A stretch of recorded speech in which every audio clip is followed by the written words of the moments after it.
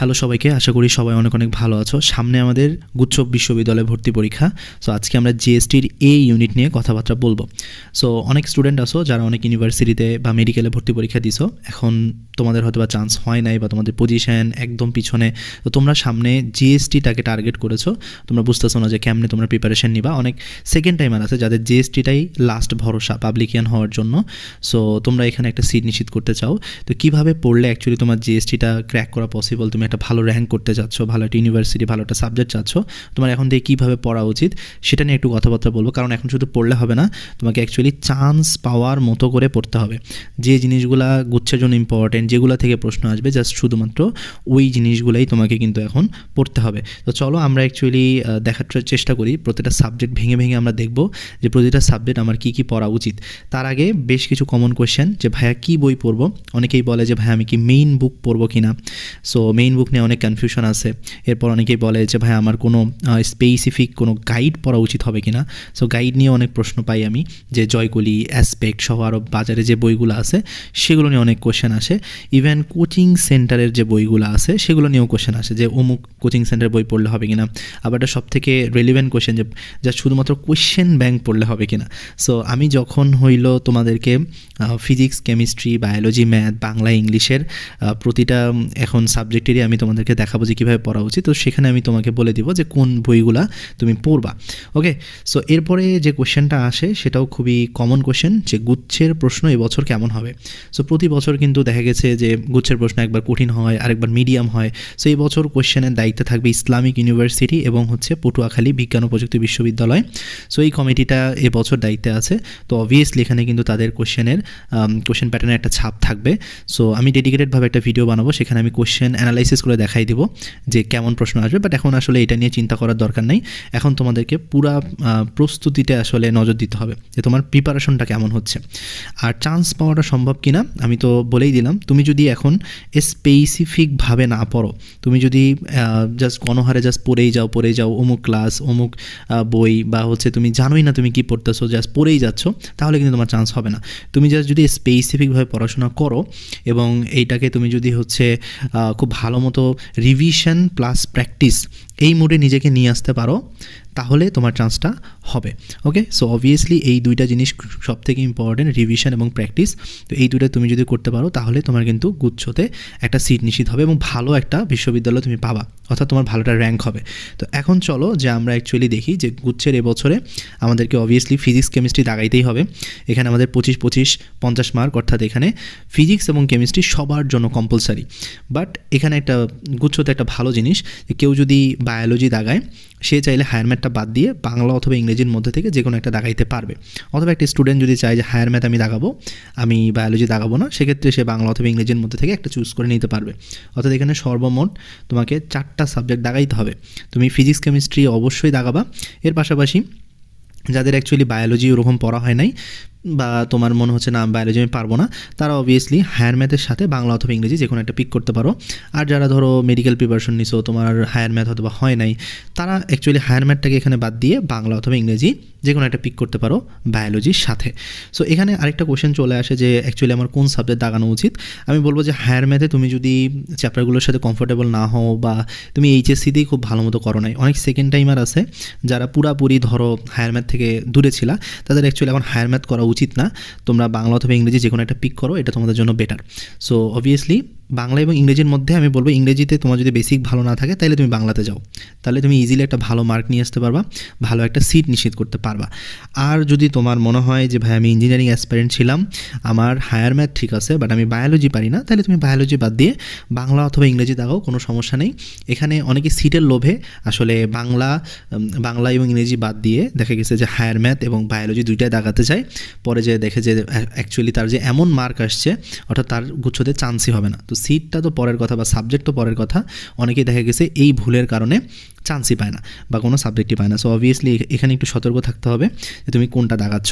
ওকে, আচ্ছা, তো প্রথমেই হচ্ছে আমরা জিএসটির ফিজিক্সটা নিয়ে একটু কথাবার্তা বলি, যে ফিজিক্স প্রশ্নটা আমরা কীভাবে ফেস করব বা এটার প্রিপারেশনটা কেমনে নেওয়া উচিত। তো তোমরা কোশ্চেন যদি খুলো তাহলে অবভিয়াসলি তুমি থিওরি কোশ্চেন পাবা। এখন আমি তোমাকে কোশ্চেন দেখাচ্ছি, বাট তুমি অবশ্যই প্রত্যেকটা চ্যাপ্টারের ক্ষেত্রে আগে থিওরি অংশ পড়বা। থিওরি অংশ পড়ার জন্য সবথেকে বেস্ট কোনটা? ইসাক স্যারের বইয়ের সার সংক্ষেপ। এখন আমরা ধরো আমাদের ওয়েবসাইটে তোমাদের জিএসটি যে দাগানো বইটা আছে, এই যে তোমরা যদি জিএসটির আমাদের যে ওয়েবসাইট আছে এখানে তুমি যদি যাও তাহলে দেখবা যে এখানে জিএসটির দাগানো বইয়ের আমরা সুন্দর মতো এখানে পিডিএফ দিয়ে রাখছি। তুমি জাস্ট এখান থেকেও জিএসটির দাগানো বইটা পড়তে পারো ফিজিক্সের জন্য, বাট এটা আসলে লাগবে না। তুমি যদি সার সংক্ষেপই পড়ো জাস্ট, এটা তোমার জন্য ইনাফ। এখন সার সংক্ষেপ কেন লাগবে? কারণ এখানে ভর্তি পরীক্ষায় তুমি দেখবা যে তোমাকে বলবে যে কোনটি মৌলিক এককের পরিমাপ নয়, বা তোমাকে একটা সম্পর্ক নির্ণয় করতে দিবে বা কোনো একটা গ্রাফ দিবে, যেগুলো তুমি থিওরি অংশ ছাড়া পারবা না। তার মানে এই থিওরি অংশগুলো তুমি পারতা কখন? যখন হইলো তুমি থিওরি অংশের জন্য ইসাক স্যারের সারসংক্ষেপগুলা বা বইয়ের যে ইম্পর্টেন্ট লাইনগুলো আছে এগুলো তুমি পড়তা। সো অবভিয়াসলি এখন যেহেতু তুমি এক্সট্রা করে এত কিছু পড়বা না, সো ইসাক স্যারের সারসংক্ষেপগুলো তুমি যদি পড়ো তোমার থিওরি অংশ কাভার। এরপরে আসো গুরুত্বপূর্ণ টাইপ। গুরুত্বপূর্ণ টাইপ বলতে মহাকর্ষ অভিকর্ষ একটা চ্যাপ্টার। এখন এই চ্যাপ্টারে অনেকগুলো টাইপ আছে, বা আদর্শ গ্যাসে অনেকগুলো টাইপ আছে, তাপগতিবিদ্যায় অনেকগুলো টাইপ আছে। কিন্তু দেখবা যে জিএসটির জন্য হয়তো বা 3টা টাইপ লাগতেছে বা 4টা টাইপ লাগতেছে। এই টাইপগুলো করলেই হয়ে যায়। কিন্তু তুমি যদি সব কিছুই এখন করার চেষ্টা করো বা সবগুলাই যদি তুমি মাথার মধ্যে নেওয়ার চেষ্টা করো, তাইলে কিন্তু ওই জিনিসটা খুব একটা ভালো বা ওয়াইজ ডিসিশন হবে না। তোমার জিএসটির জন্য যতটুকু লাগবে ততটুকুই তোমার মাথার মধ্যে ঢুকাইতে হবে। এই কারণে গুরুত্বপূর্ণ টাইপগুলো তোমার লাগবে, কারণ তোমাকে এখানে কিন্তু ম্যাথ অ্যান্সার করতে হবে বা ফিজিক্সের যে ম্যাথগুলো আছে এগুলো পারতে হবে। তুমি যদি জিএসটির কোয়েশ্চেনটা একটু দেখো, আমি যদি তোমাকে একটু দেখাই, এখানে দেখবা যে ম্যাক্সিমাম ম্যাথের ক্ষেত্রে তুমি দেখবা যে বিভিন্ন টাইপ তারা রিপিট করতেছে। সো এই টাইপগুলা তুমি যদি না জানো যে একটা চ্যাপ্টার থেকে কোন টাইপগুলো আসে বা কোনটা না আসে, তাইলে কিন্তু তুমি অনেক বিপদে পড়বা। ভর্তি পরীক্ষার হলে তোমার কিন্তু অ্যান্সার করাটা অনেক টাফ হয়ে যাবে। সো আমরা থিওরি অংশ তো পড়বই, এগুলো থেকে যা কিছু আসবে এগুলো আমরা পারবো। পাশাপাশি গুরুত্বপূর্ণ যে টাইপগুলো আছে এগুলো আমরা ভার্সিটি প্রশ্ন ব্যাংক থেকে পড়বো। কোথা থেকে পড়বো? ভার্সিটি প্রশ্ন ব্যাংক। অর্থাৎ আমাদের উদ্ভাসের যে ভার্সিটি প্রশ্ন ব্যাংকটা আছে বা জয়কুলির যে ভার্সিটি প্রশ্ন ব্যাংকই থাক, কোনো সমস্যা নাই।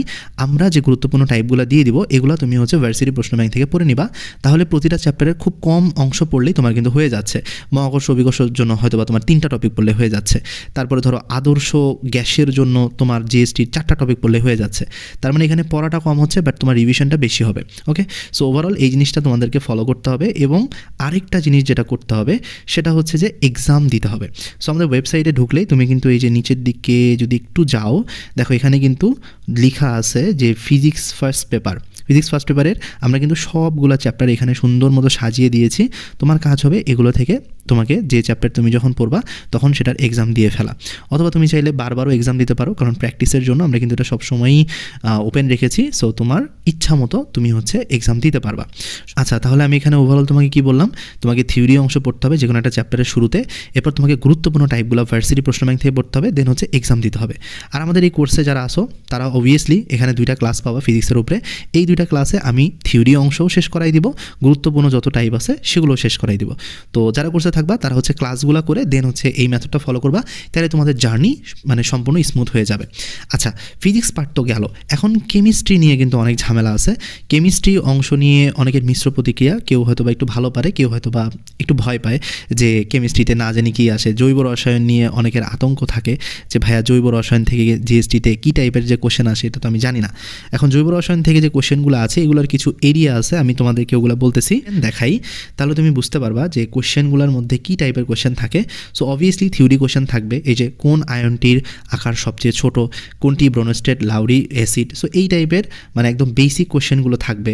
বা তুমি যদি আরেকটু দেখো যেখানে আছে যে কোন অরবিটালটি অসম্ভব, তারপর একটি মৌলের ইলেকট্রন বিন্যাস দেওয়া আছে, সেখান থেকে পর্যায় সারণীর অবস্থানটা কোথায়। সো এগুলো কিন্তু আমাদের একদম বেসিক কোশ্চেন, বই পড়লে এগুলো আমরা পারবো। সো আরও কিছু কোশ্চেন থাকবে যেগুলো হলো ম্যাথমেটিক্যাল, এগুলো তুমি কিন্তু মানে পাবা। জিএসটি এই ইউনিটে ভর্তি পরীক্ষা দিতে যাচ্ছ, কেমিস্ট্রি অংশে তুমি কিন্তু ম্যাথমেটিক্যাল অংশও পাবা, থিওরি অংশও পাবা। এখন এই 2টার জন্য কি করা যায় এটা আমি যদি একটু তোমাদেরকে এক্সপ্লেন করি তাহলে তোমাদের জন্য সুবিধা। যেহেতু এখানে থিওরি অংশ তোমাকে পারতেই হবে, সো তোমার কিন্তু মূল বই পড়ার বিকল্প নাই, অর্থাৎ তোমাকে এখানে মেইন বুক পড়তে হবে কোনটা? হাজারি স্যারের বই। আচ্ছা, সো আমরা অলরেডি হচ্ছে আমাদের ওয়েবসাইটে দেখো, একটু যদি তুমি উপরের দিকে যাও, আবারও সেই জিএসটির এ ইউনিট, হ্যাঁ, জিএসটির এ ইউনিটের যে দাগানো লাইনগুলো আছে সেগুলো কিন্তু আমি দিয়ে দিয়েছি কেমিস্ট্রির জন্য। সো তোমরা জাস্ট এখানে হিয়ারে ক্লিক করে তোমরা বাংলা ভার্সন হলে বাংলা ভার্সন থেকে ডাউনলোড করবা, আর হচ্ছে ইংলিশ ভার্সন হলে ইংলিশ ভার্সনটা নিবা। তো নিয়ে তুমি দেখবা যে জিএসটির জন্য যতটুকু দাগানো আছে ওইটুকু তুমি হচ্ছে পড়ে ফেলবা। তো এটাই হলো তোমার প্রথম কাজ, যে প্রতিটা চ্যাপ্টার খুলে এটা করবা। এরপর হলো অনুশীলনীর এমসিকিউ, কারণ এই কেমিস্ট্রির ক্ষেত্রে তোমাকে কিন্তু ম্যাথ টাইপের অ্যান্সার করতে হবে, অর্থাৎ ম্যাথমেটিক্যাল যে এমসিকিউগুলো আছে এগুলো পারতে হবে। অর্থাৎ কেমিস্ট্রি যে ম্যাথ, এটা পারার জন্য অনুশীলনীর এমসিকিউ অনেক ইম্পর্টেন্ট। তোমরা অনেকেই বলো যে ভাই আমি তো পরিবেশ রসায়নের ম্যাথ পারি না, আমি পরিমাণগত রসায়নের ম্যাথ পারি না, বা ধরো আমি রাসায়নিক পরিবর্তনের ম্যাথ পারি না। তো ওই ম্যাথগুলো পারার জন্য তুমি যদি হাজারি স্যারের অনুশীলনী এমসিকিউগুলো যদি করে যেতে পারো, তাহলে তোমাকে এটা খুব ভালো একটা ব্যাকআপ দিবে। অ্যান্ড লাস্টে গিয়ে ওয়েবসাইট থেকে এক্সাম দিয়ে ফেলবা, তাহলে তো মানে তোমার প্রিপারেশনটা পুরোপুরি শেপে চলে আসবে। এবং এক্সামে আমরা সেই কোশ্চেনগুলোই সেট করছি যেগুলো জিএসটির জন্য ইম্পর্টেন্ট বা স্ট্যান্ডার্ড। পরে আমরা হচ্ছে যদি বায়োলজি নিয়ে একটু কথাবার্তা বলি, বায়োলজির ক্ষেত্রে এই যে কোশ্চেনগুলো আছে এই কোশ্চেনগুলো পুরাপুরি হচ্ছে বইয়ের লাইন। যে ধরো তোমাকে এখানে বলছে যে হৃৎপিণ্ডের পেশির অবস্থা জানা যায় কোন পরীক্ষার মাধ্যমে, কোন কোষ হতে হিস্টামিন ক্ষরণ হয়, তারপর ওজেনেসিস প্রক্রিয়ায় হাইড্রা ওসাইটকে মিওসিস বিভাজনে কয়টি ডিম্বাণু তৈরি করে। সো এই টাইপের যে কোশ্চেনগুলো আছে এই টাইপের কোশ্চেনগুলো আমরা যদি চোখ কান বন্ধ করে শুধুমাত্র মেইন বুক পড়ে যাই, জিএসটির জন্য যে দাগানো বইটা আছে এটা জাস্ট যদি আমি পড়ে যাই এবং আমি যদি প্র্যাকটিসের জন্য এক্সাম দেই, আমার কিন্তু আর কিছুই লাগে না। এখানে তুমি যদি আমার 2টা ক্লাস নাও করো, ফিজিক্স এবং কেমিস্ট্রির মতো এখানে আমি বায়োলজির জন্য 2টা ক্লাস রাখছি। সো এই 2টা ক্লাস যদি তুমি নাও করো, শুধু তুমি মেইন বুক পড়ে যাও এবং এক্সাম দিয়ে যাও, তাহলেই কিন্তু তোমার হয়ে যায়। এখানে ডানে বামে প্রশ্ন ব্যাংক বা কোনো কিছুই দেখার দরকার নেই, বা ভার্সিটি প্রশ্ন ব্যাংকও তুমি যদি না দেখো কোনো সমস্যা নেই, জাস্ট মেইন বুকটা পড়বা, দেখবা এখানে তুমি হচ্ছে হুবহু কমন পেয়ে যাবা। এরপরে যদি আমি আসি হায়ার ম্যাথের ক্ষেত্রে, হায়ার ম্যাথের ক্ষেত্রে আমরা কী করব? হায়ার ম্যাথের ক্ষেত্রে প্রথমে আমরা চ্যাপ্টারের সূত্রগুলো পড়ব, টাইপ ভিত্তিক ম্যাথগুলো করব এবং হচ্ছে এক্সামগুলো দিব। কথার কথা, তুমি যদি সরল রেখা চ্যাপ্টারটা ধরো, তো এই সরল রেখার ক্ষেত্রে প্রথমেই আমি হলো সূত্রগুলো আগে পড়ে নিব, যে সূত্রগুলো কী কী আছে। তারপর আমি হলো টাইপ ভিত্তিক ম্যাথগুলো পড়ব। কোথা থেকে? ভার্সিটি প্রশ্ন ব্যাংক থেকে। সো ভার্সিটি প্রশ্ন ব্যাংক খুললে আমরা কিন্তু অনেকগুলো টাইপ পাবো, বাট আমরা সব পড়বো না। আমরা জিএসটির জন্য আমি যতটুকু মানে এখানে সাজেশনে দিয়েছি, তো এখান থেকে তোমরা দেখতে পারবা যতটুকু এখানে সাজেশনে দেওয়া থাকবে, শিওর কমন সাজেশনে তোমরা ক্লিক করলে হায়ার ম্যাথটাও পেয়ে যাবা। সো যতটুকু দেওয়া থাকবে জাস্ট অতটুকুই তুমি পড়বা, আর লাস্টে গিয়ে ওয়েবসাইট থেকে এক্সাম দিবা। আর আমি হচ্ছে ক্লাস নিব 2টা এই হায়ার ম্যাথের উপরে। সো এই 2টা ক্লাস করলেই তোমার হয়ে যাবে। তুমি হায়ার ম্যাথের কোশ্চেনগুলো দেখলে এখানে দেখবা যে খুব যে এক্সট্রা অর্ডিনারি কোশ্চেন আছে এমন না, বাট এগুলা সময় অনেক মানে কিল করে। সো অনেক কোশ্চেন দেখবা যে একটু সময় তোমার হচ্ছে নিতেছে, তো ওই কোশ্চেনগুলো তুমি হচ্ছে স্কিপ করে যেগুলো সহজ কোশ্চেন বা যেগুলো পারার মতো কোশ্চেন সূত্র ফেলাইলেই হয়ে যায় সেগুলো তুমি করবা। এখানে 25 পাওয়ার তো তোমার কোনো দরকার নেই। সো তোমার স্পেসিফিকভাবে যতটুকু লাগবে ততটুকু পড়লেই কিন্তু হয়ে যাচ্ছে, বা ততটুকু দাগাইলেই হয়ে যাচ্ছে। তো এখানে বেশি লোভ করা যাবে না, জাস্ট আমার চান্স পাওয়ার জন্য বা ভালো একটা র্যাঙ্ক করার জন্য হয়তো বা আমার পজিশনের মধ্যে আমি 15টা দাগাইলেই আমার হয়ে যায়। সো আমি হুদাই কেন ওখানে 20টা 25টা দাগাইয়া সময় নষ্ট করব? সো এই জিনিসটা অনেকে করে, বাট এটা করবা না। আচ্ছা, এখন আমরা হচ্ছে জিএসটির বাংলা অংশটা দেখব, যে বাংলা অংশ যারা দাগাবা তাদের অ্যাকচুয়ালি কীভাবে প্রিপারেশন নিতে হবে। তো তুমি যদি জিএসটির কোশ্চেনটা একটু খেয়াল করো, জিএসটির কোশ্চেনে তুমি কিন্তু বাংলা প্রথম পত্রও দেখতে পারবা, বাংলা দ্বিতীয় পত্র দেখতে পারবা। বাংলা দ্বিতীয় পত্র থেকে বেশি কোশ্চেন আসলেও ফার্স্ট পেপারটাকে কিন্তু একবারেই ছেড়ে দেওয়া যাবে না। সো ওভারঅল তোমাকে কিন্তু 2টার প্রিপারেশন রাখতে হবে।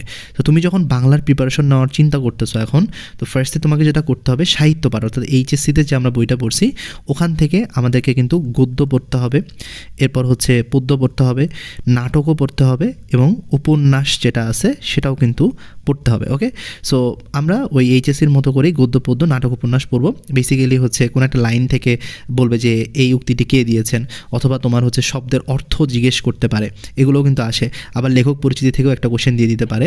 সো অবভিয়াসলি লেখক পরিচিতিটাও ইম্পর্টেন্ট, এবং লেখক পরিচিতির সাথে সাথে তোমার কিন্তু পাঠ পরিচিতিটাও একটু পড়ে যাইতে হবে। ওকে, সো ওভারঅল আমি যদি বলি সাহিত্য পাঠটা এখানে একটু ভালো মতো পড়বা, আর ব্যাকরণ অংশ আমরা যতটুকু দিয়েছি জাস্ট অতটুকুই পড়বা, এর বাইরে তোমাকে কিছু পড়তে হবে না। কারণ এখন যদি তুমি সব কিছু পড়তে চাও, তুমি সমাজ সন্ধি এরপর কারক সব কিছুর উপরে বস হইতে চাও, তুমি কিন্তু পারবা না।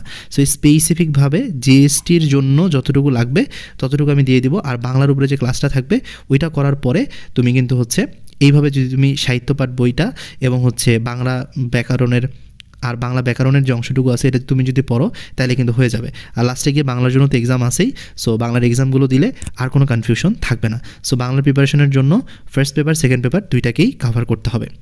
এরপরে যদি আমি আসি ইংরেজির ক্ষেত্রেও ইংরেজি প্রথম পত্র বইটা ভালো করে পড়তে হবে, কারণ এখানে কিন্তু ভোকাবুলারি যেগুলো আসে সেগুলো কিন্তু পিক করা হয় কোথা থেকে, ফার্স্ট পেপার বই থেকে। সো তুমি যদি কোশ্চেন দেখো, এখানে কোশ্চেন দেওয়া আছে, তো কোশ্চেন তুমি যদি দেখো এখানে প্যাসেজ থেকে কোশ্চেন আসে, এরপর তোমার অ্যাপ্রোপ্রিয়েট প্রিপোজিশন থেকে কোশ্চেন আসে। So first paper second paper দুইটা মিলায় কোশ্চেন আসবে। ফার্স্ট পেপারের জন্য আমরা হচ্ছে অলরেডি তোমাদেরকে যে ক্লাসের মধ্যে যতটুকু ম্যাটেরিয়াল পড়াবো ততটুকুতেই হয়ে যাবে, সো এর বাইরে কিছু লাগবে না। আর গ্রামার অংশ জাস্ট কিছু সিলেক্টিভ টপিক আছে, এই টপিকগুলো পড়লেই হয়ে যায়, অর্থাৎ ওখানে প্রায় 12 থেকে 14টার মধ্যে টপিক আছে, ওই টপিকগুলো তুমি যদি জাস্ট প্র্যাকটিস করে যাও ইনাফ। আর এক্সাম তো আসেই, সো ওভারঅল তোমার কিন্তু প্রিপারেশনটা মানে শেপে তার হয়ে যাবে। আর যাদের ইংরেজির বেসিক ভালো আছে তাদের এখানে খুব বেশি কষ্ট করা লাগবে না, জাস্ট টপিকগুলো রিভিশন দিয়ে এক্সামগুলো দিয়ে গেলেই কিন্তু হয়ে যাচ্ছে।